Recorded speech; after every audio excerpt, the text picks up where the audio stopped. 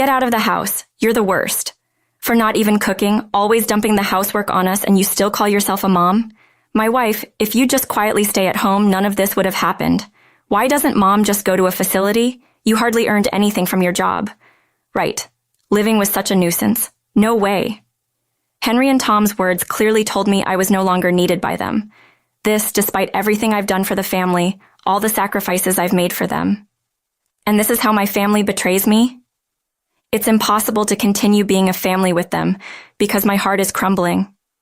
Loudly, my heart wasn't strong enough to stay a family after all this. So I decided to let go of the family I cherished so much. My name is Mary Simpson, a 41-year-old working mother living with my husband and eldest son. I met Henry, my husband, through a university club. We fell in love, started dating, and as time passed, we realized we couldn't live without each other. And things moved quickly.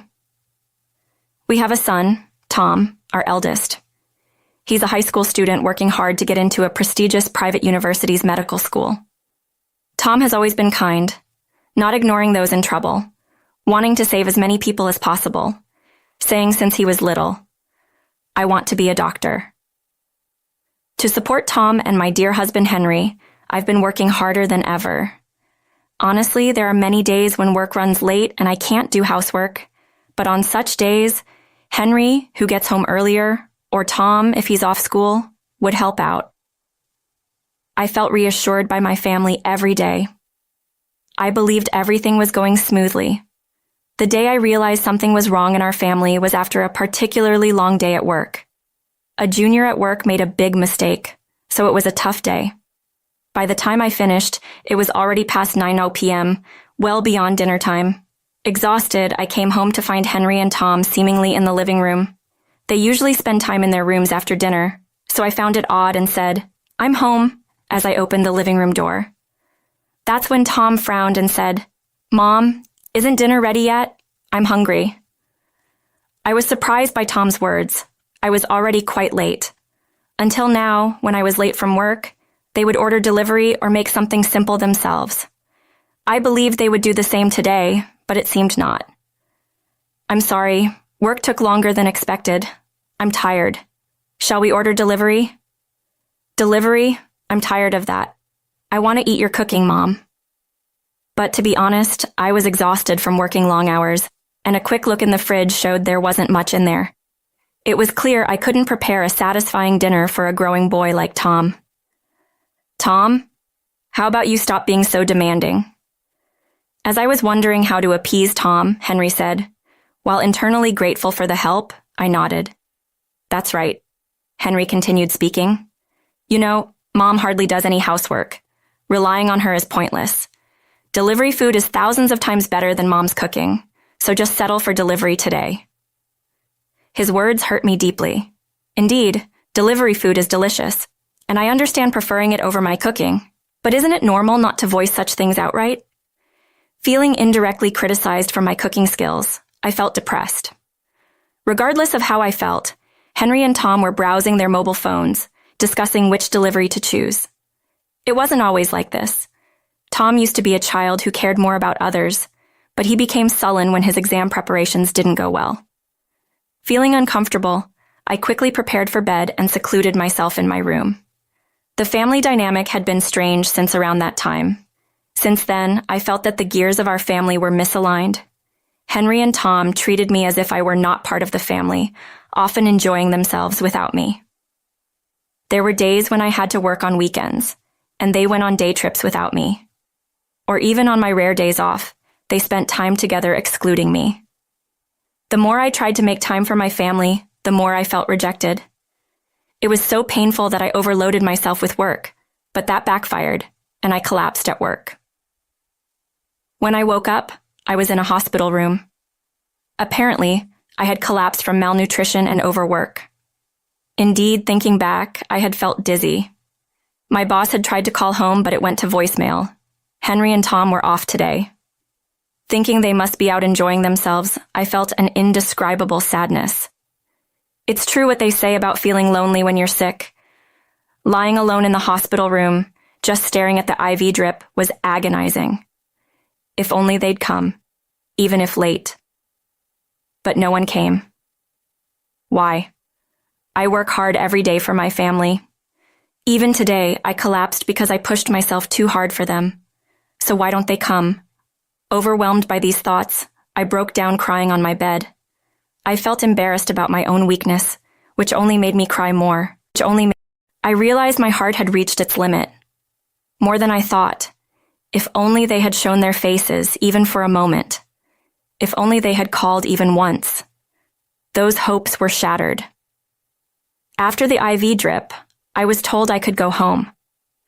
I hadn't seen either of them until I got back that day. I again returned home late. My boss said, "You can go home today." I hadn't worked, but the IV took longer than expected. Arriving home at 9 p.m. lately, I've been coming home around this time, so they probably didn't think anything of it, even if I looked unwell. I'm home. Entering the house, I opened the living room door where both of them were waiting. Just like today, I wondered if they were going to demand dinner again. As I worried, Tom spoke. "Mom, you hardly work, so why are you always so late? Are you cheating or something?" His words caught me off guard. Indeed, I was at the hospital today, but usually, I'm just working. It was outrageous to be suspected of cheating. "That's not it. I've been held up at work, that's all." I hurriedly explained, but Tom looked at me skeptically as if he doubted me, making me feel uncomfortable. Why should I be suspected of such things? I'm just trying hard for my family. Frustrated by Tom's unreasonable attitude, Henry finally spoke up. "Enough! The worst person who doesn't even cook, just get out. Always pushing housework on us. Are you even a mom? My wife, if you had just stayed quietly at home, none of this would have happened." I couldn't say anything in response to Henry's words. When we got married, Henry wanted me to quit my job and stay at home, but I wanted to support our home, so I continued working. Ever since then, Henry has never said such things, so I thought he didn't care. But now, he was saying this. Following Henry, Tom also began to criticize me. "Why don't you just go to a facility, Mom? You hardly earn anything from your job." "Right. Living with such a nuisance is impossible." "Impossible? That's not fair." I couldn't raise my head in response to their words, bowing down. Instead, when had they started thinking of me this way? A bad wife? A nuisance? I never intended to become this way. I was just trying to support my family. I felt like a thread holding me together had snapped. I couldn't work hard for my family anymore. That's what I was telling myself. "All right, I'll move to a facility then. I'm sorry for all the trouble I've caused. I'll leave this house, so don't worry." I couldn't put in any more effort, neither in work nor in living with these two as a family. That's what came out of my mouth. Driven by these thoughts, hearing that, both of them smiled. Satisfied. "That's better, Mom. You're getting old, right? You can't earn much anyway, so it's better to spend your time in a facility, like a slow life." Tom's words sounded like concern, but in reality, they were blaming me. A nuisance. Henry followed.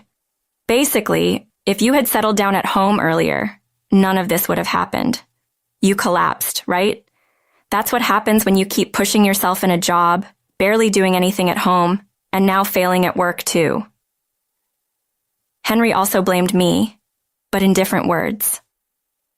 I couldn't bear their words anymore, as if they were attacking me. "Then I'll get ready to move. I'll take only the essentials today, but I'll have to come back for the rest later, so please forgive me."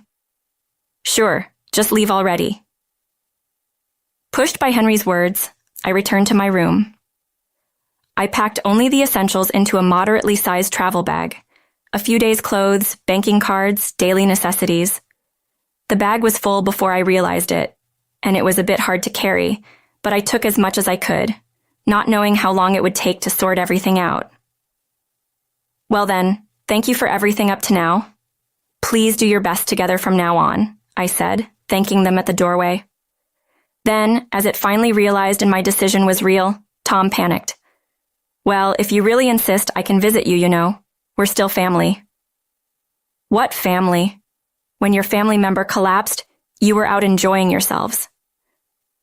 I wanted to say that, but I held back. That's fine. I'm going to live my life from now on, so don't worry about me. Tom nodded with a guilty look. I see. If he regretted his actions, he shouldn't have done them in the first place. But saying that wouldn't change anything, so I kept quiet. After that, my life became a whirlwind. First, I stayed at a random hotel. The money I had saved up came in handy. While staying at the hotel, I started searching for a facility suitable for my age. At 41, finding the right facility was a challenge, but my decision to enter one was unwavering, so I kept searching diligently. I decided to quit my job to move into a facility. When I explained my situation, my boss was visibly disappointed but didn't try to stop me and accepted my resignation. Without a job, I could fully immerse myself in finding a facility, visiting potential ones, and arranging for necessities. Eventually, I chose to move into a particular facility. It was new, with mostly young staff, designed for people in their 40s and 50s. I didn't expect much service, but the support I received was so substantial that I immediately decided to move in. The staff welcomed me with open arms, and I even felt this place would soon become popular. Finding such a nice place, I felt lucky. Still considering them family, I informed Henry about my new residence. His response was to mockingly say, "Great, you're one of the old folks now." So I kept the conversation to a bare minimum. Later, Tom messaged me, "Congrats on finding a facility. Mom, I'm happier every day without you. Thanks for leaving." His rudeness made me angry, but thinking about my future happiness, I managed to hold back my anger. On the day I moved into the facility, I thanked the hotel staff and went to my new home. Life at the facility was more enjoyable and peaceful than I had expected.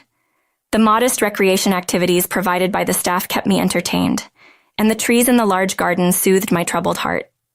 Then one day, something changed. It was the day of a birthday party for one of the residents, a good friend of mine. After the festivities, I returned to my room and checked my mobile phone to find over 100 missed calls from Henry. What could have happened? I came to a conclusion: they must be out of money. Henry, in fact, had a low income, so low he could hardly cover monthly expenses. How did we manage to live then? It was because I paid for everything with my salary. I don't mean to boast, but I had a high income. I earned many qualifications during my student days and easily got a job in a top-tier company. Henry and Tom probably didn't know much about my job, so they treated me as a nuisance and assumed they could live without me. But without my income, and with me taking my bank card, they were left with nothing. I couldn't help but smile at their predicament. However, I had no intention of lending them a helping hand. I even wanted to push them further into misery, so I got permission to go out and went to a mobile phone shop. That day, I canceled my mobile phone service. Of course, being without a phone would be inconvenient, so I got a new one, but I had no intention of giving Henry or Tom the number. Now they couldn't even contact me. I wondered what they would do without money, maybe even struggle to survive this month. Due to being ridiculed by them for so long, I couldn't help but smile when I imagined what actions they might take next. I was so visibly buoyant that a close fellow resident remarked, "You seem in good spirits." Just a few days later, a significant development occurred. One day, while enjoying my free time, a staff member informed me that someone wanted to visit. It was Henry and Tom. I knew immediately that it was my husband and son. Initially, I didn't want to meet them, but then I saw it as a good opportunity and agreed to talk. "Mary, I'm glad you agreed to meet. I wasn't sure you would," Henry said. As soon as I arrived, Henry seemed relieved, as if I had thrown him a lifeline. Tom stood and pulled out a chair across from them.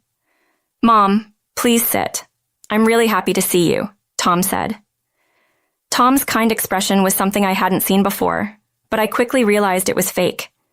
They were trying to take me back and return to our previous life, especially Tom, who needed money.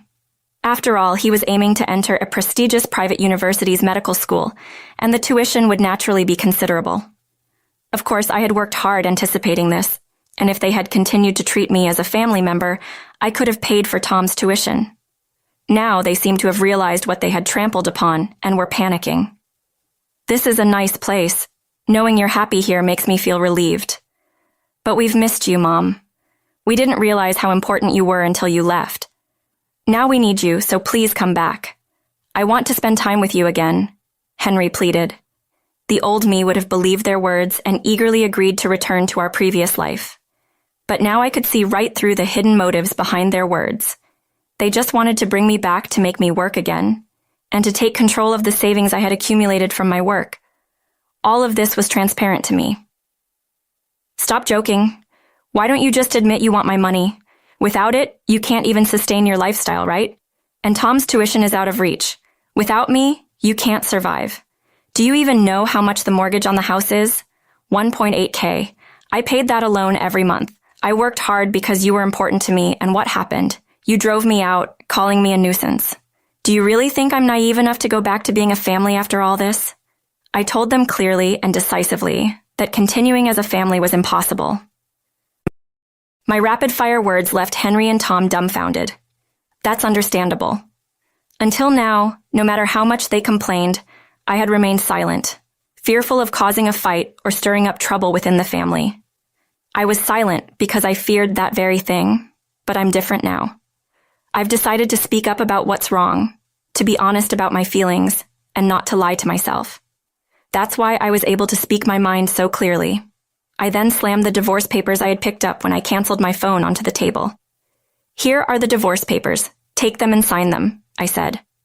At my words, Henry turned pale. What? Are you serious?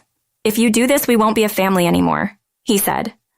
Revoked by Henry, Tom also confronted me. I don't want you to leave, Mom. We're a family. Let's stay together. Let's stick together, the three of us, he said. Their desperation made me inadvertently smile. The two who had cornered me were now bowing their heads, begging me. Their current plight amused me, but my decision was unchanged. No matter what they said, I had decided to divorce and sever the family ties. I had no intention of going back to them. I'm sorry, but I'm serious. If you resist, I'll hire a lawyer, so be prepared for that. Goodbye, I said. With that, I left the room. The last thing I saw was Henry staring dejectedly at the divorce papers, and Tom, who could do nothing but look down. Thus, I successfully cut ties with my family. Of course, whether everything was truly over, I couldn't be sure. There might be resistance, but this was a turning point for me. For a long time, I had worked hard for my family to be recognized, to give my all.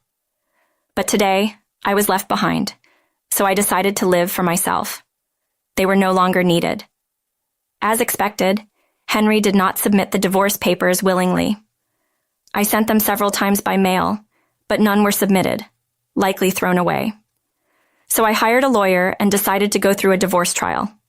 Henry's side also prepared a lawyer, but due to his low income, he couldn't afford a decent one and was completely outmatched by my lawyer. I also filed for compensation in the divorce trial. They begged, crying, "That's impossible." Indeed, upon investigation, it was clear they had no means to pay the compensation from the divorce trial, but I couldn't bring myself to forgive them and decided they should pay the amount, even if it meant taking on debt. As expected, Henry ended up borrowing money to pay the divorce compensation. Of course, their lives became difficult, and Tom had to give up his dream of attending the prestigious private medical school and started working after high school. They are now living a hellish life. Just hearing about their situation was satisfying for me. As for me, I'm leading a leisurely life at the facility. I haven't even shared this incident with my close fellow residents. It was too embarrassing to share such details openly. I probably won't meet the heartless Henry and Tom again. From now on, I'll live my life. No one can interfere with that. I'm sure there are many happy moments waiting for me in the future. Thinking about what lies ahead makes me incredibly excited about life and reaffirms that it's worth